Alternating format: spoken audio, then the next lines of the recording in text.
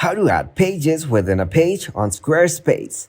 In this tutorial, I'm going to show you how you can create a more complex and visually appealing layout for your content on Squarespace. First of all, open up the web browser. Here search Squarespace.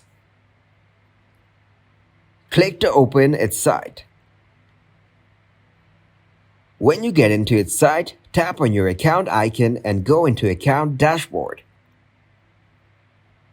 And tap on Website. Once you get into the website, click on Pages.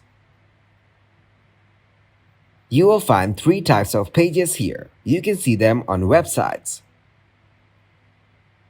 If you want to create home pages within the pages, then just simply click on the plus icon beside main navigation.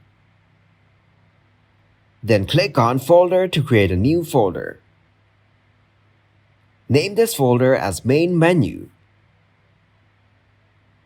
Once you enter the name of your new folder, you can see it on your website page. After that, add all other folders into your main menu folder. Now refresh the page. As you can see, you only have one folder on your website. And all of the other pages are added within a main menu. Tap on the main menu to view all the other pages.